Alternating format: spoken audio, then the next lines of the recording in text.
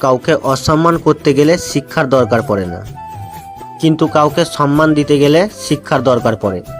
আর সেটা হলো বাবা মায়ের দেওয়ার শিক্ষা। ছেড়ে যাওয়ার সিদ্ধান্ত যে অটল, তার কাছে নিঃস্বার্থ ভালোবাসাটা একটা অভিনয়। যারা খুব মিষ্টি মিষ্টি কথা বলে, পিছন থেকে ছুরিটা তারাই আগে মারে। অতিরিক্ত কাউকে বিশ্বাস করবেন না।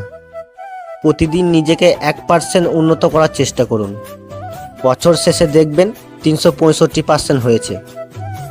মানুষের বেঁচে থাকাটাই অস্বাভাবিক, মরে যাওয়াটাই স্বাভাবিক।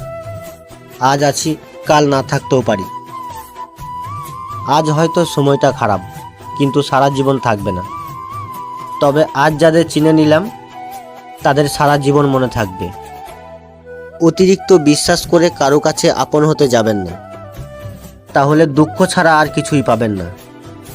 খোদা সবাইকে সব কিছু দেয় না। হয়তো কাউকে দিয়ে পরীক্ষায় ফেলেন, নয়তো কাউকে না দিয়ে ধৈর্যের পরীক্ষা নেন। জোর করে কোনো কিছু পাওয়া যায় না। যেটা ভাগ্যে থাকবে ঠিকই পাবেন, কেউ কেড়ে নিতে পারবে না।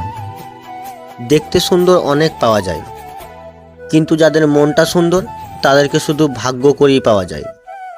যে আপনাকে অবহেলা করবে তাকে ধন্যবাদ জানিয়ে দূরে সরে যান, কারণ তার অবহেলার কারণেই হয়তো আপনার জীবনে হবে উন্নতি।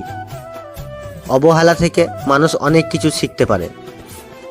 অবহেলায় মানুষের জ্ঞান শক্তি বৃদ্ধি পায়।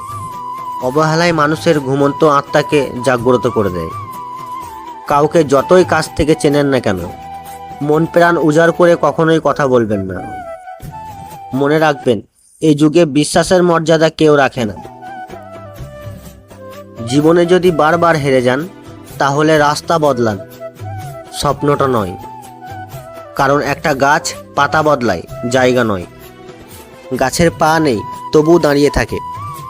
আপনার পা আছে, স্বপ্ন আছে, তবু কেন থেমে থাকবেন? যেখানে কষ্ট, অপমান আর অবহেলা, সেখান থেকে দূরে সরে যাওয়াই দুর্বল নয়, নিজেকে বাঁচানোর সাহস। আপনি মানুষ, আপনি আপনার ভবিষ্যৎ বদলাতে পারেন। শুধু সাহসটা বদলাতে হবে।